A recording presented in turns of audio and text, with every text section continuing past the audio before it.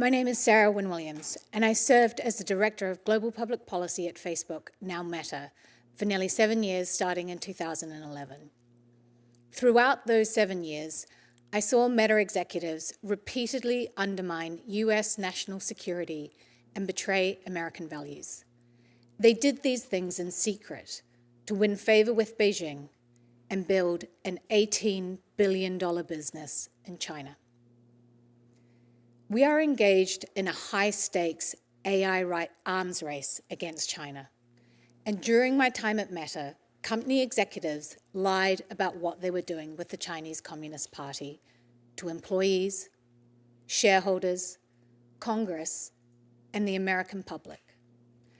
I sit before this committee today to set the record straight about these illegal and dangerous activities.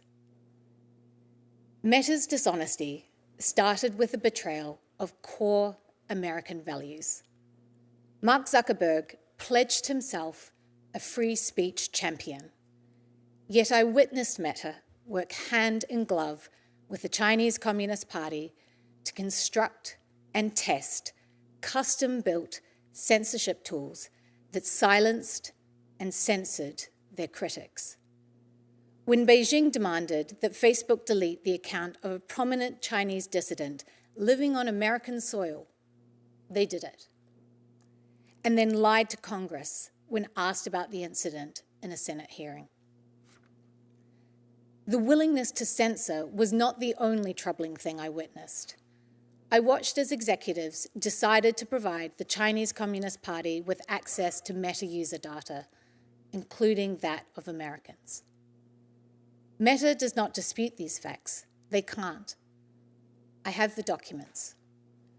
As recently as this Monday, they claim that they do not operate their services in China. Another lie. In fact, they began offering products and services in China as early as 2014. That hasn't stopped. Their own SEC filings from last year show that China is now Meta's second biggest market. Meanwhile, Meta's AI model, Llama, has contributed significantly to Chinese advances in AI technologies like DeepSeek. Facebook's secret mission to get into China was called Project Aldrin and was restricted to need-to-know staff. There was no bridge too far. Meta built a physical pipeline connecting the United States and China. Meta executives ignored warnings that this would provide backdoor access to the Chinese Communist Party, allowing them to intercept the personal data and private messages of American citizens. The only reason China does not currently have access to US user data through this pipeline is because Congress stepped in. Meta started briefing the Chinese Communist Party as early as 2015. These briefings focused on critical emerging technologies, including artificial intelligence. The explicit goal being to help China outcompete American companies. There's a straight line you can draw from these briefings to the recent revelations that China is developing AI models for military use, relying on Meta's Llama model. Meta's internal documents describe their sales pitch for why China should allow them into the market by, quote, helping China increase global influence and promote the China dream. The truth about what has gone on in China matters.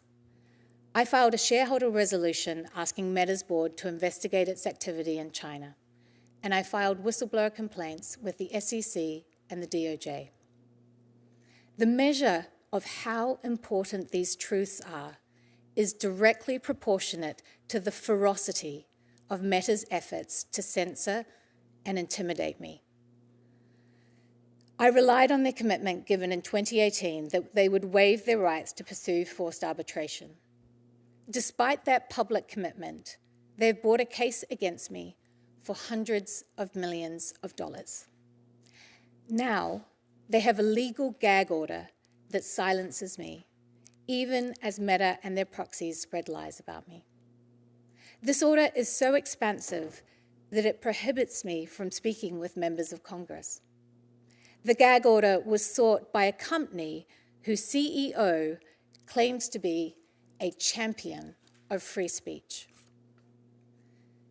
The American people deserve to know the truth. Meta has been willing to compromise its values, sacrifice the security of its users, and undermine American interests to build its China business. It's been happening for years, covered up by lies, and continues to this day. I am here at considerable personal risk because you have the power and the authority to hold them accountable. Thank you. Thank you, Ms. Wynn-Williams. We're going to have 8-minute rounds of questioning, and I will start. Let me just start with something that you referenced, Ms. Wynn-Williams, a moment ago. Facebook, Meta, issued a statement again last night saying that they don't do business in China. Now, is that true?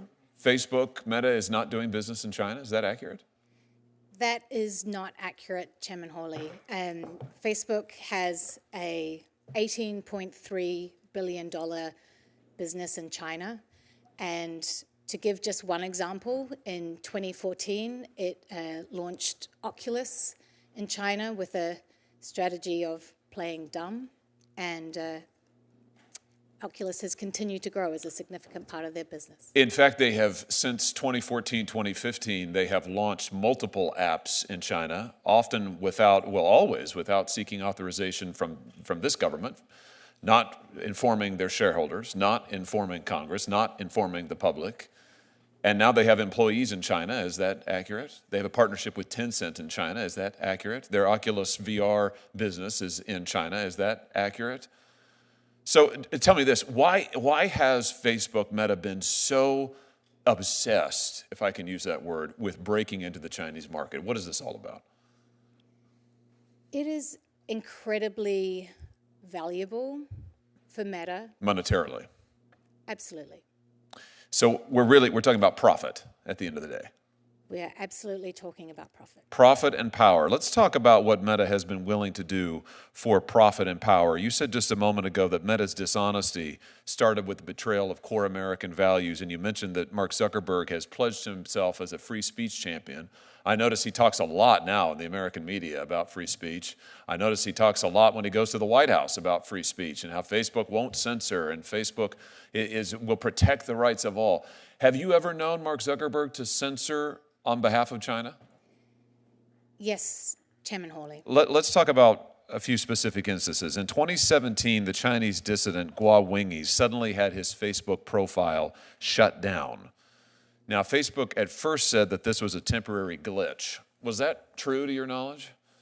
No, Senator Hawley. In fact, Facebook shut down this dissident's page. This dissident, as you pointed out a moment ago, was living on American soil at the time. Facebook shut down that page based on pressure from the Chinese Communist Party. Is that accurate? That's accurate. Let's just take a look here at the documents.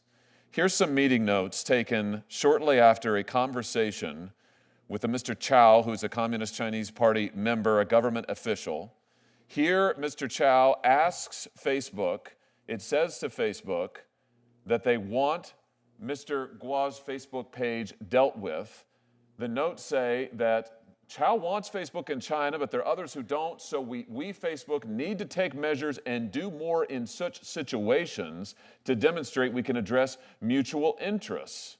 And then they go on to list, here's what we could do. We could do nothing, we could say we could do something, or we can do even more than expected, but we need to provide a response to the Chinese Communist Party on what we can do. So here we have evidence of high-level contacts between Chinese Communist Party officials and Facebook asking for this dissident's page to be taken down, Facebook acknowledging this pressure, saying we need to do something if we want to get the party's cooperation, the government's cooperation. And what happened next? Well, Senator Hawley, one thing the Chinese Communist Party and Mark Zuckerberg share is that they want to silence their critics. I can say that from a personal experience. So I think they came to the right man. This led to a series of events where eventually this man on American soil was kicked off the platform. So in April of 2017, following these conversations, Facebook takes down the profile, bans it, of Mr. Guo. Then in September, they make that ban permanent. Now here's the really interesting thing. When Facebook's general counsel was asked about this directly under oath in a Senate Intelligence Committee hearing, he sang a different tune. Senator Rubio asked him directly, was there any pressure from the Chinese government to block his account?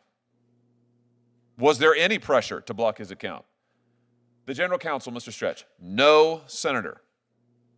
We reviewed a report on that account and analyzed it through regular channels using regular procedures.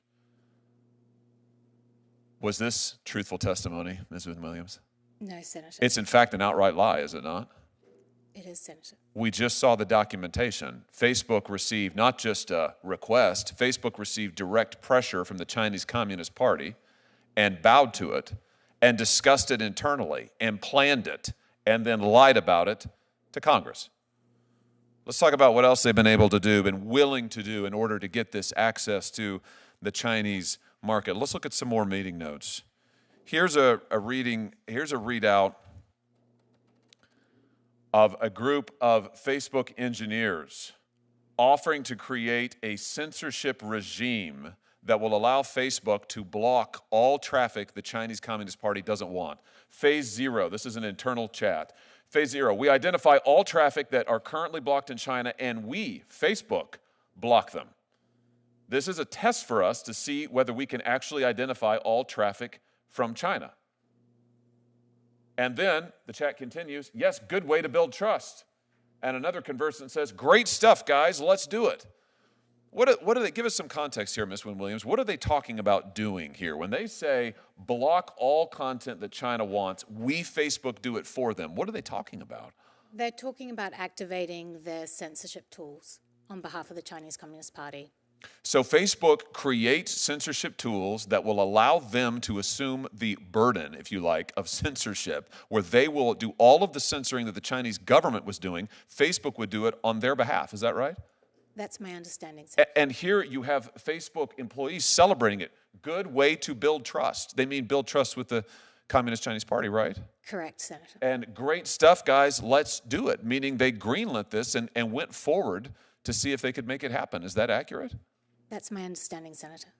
All of this, let's be clear, for a murderous regime in China, the most barbaric, most evil regime on the face of the planet, and our free speech champion, Mark Zuckerberg, is here with his team of engineers actively working to make Facebook censor on their behalf. Let me ask you this. What about user data, Ms. Wynn-Williams? Facebook has said publicly many times, we would never compromise user data. It's a red line in the sand. We'd never do that. Never, never, never. Was Facebook ever willing to share user data with the Chinese Communist Party? Yes, Senator. In fact, they had a plan for that, didn't they? Here's some more documents, internal documents. Update, I spoke with the China team yesterday. They flagged a potential complication arising from our negotiations with the Chinese government. I emphasize this is a Facebook document now. These are Facebook executives. In exchange for the ability to do operations in China, Facebook will agree to grant the Chinese government access to Chinese user data. There it is in black and white. Facebook will agree to grant the Chinese government access to Chinese user data, including Hong Kongese user data. And then they talk about they're going to have to get their Hong Kong citizens to re-agree to terms of service so they can slide this right by them. This is extraordinary. Can I just ask you, Ms. Wynn-Williams, was Americans' user data ever compromised? Or they ever planned to compromise American user data in any way? Do you know? One of the challenges with the servicing a market as big as China was the internet infrastructure that would underpin that. So I mentioned the cable that they joined between the US and China, and that would be very helpful. But in servicing this market, but it would still mean that the service would be slow. So they contemplated using POP servers, and POP servers as a technical data server that brings the data closer to the end user. The challenge with POP servers is that you can't segregate data. It would have American data, it would have Chinese user data, and it would be on Chinese soil. So I want to just be clear about this. Here in this document, Facebook is talking about making Chinese user data available to the Chinese government because they're going to store that data in China. Is that correct? Correct. But when you store that data in China, Americans who exchange messages or other information with Chinese Facebook users, that would mean the Chinese government could get access to the American data as well. Is that correct? Through the POP servers, potentially, yes. And Facebook was willing to take that risk? Yes, there was a lot of discussion about this, and ultimately, yes. I mean, this is extraordinary. This is exactly contrary to what Facebook has represented for years. Here, they're willing to build data centers, store data in China. They are willing explicitly to give the Chinese government access to it. And if that means that American user data is also compromised, they're willing to do that too. All for profits in China. There was virtually nothing they weren't willing to do.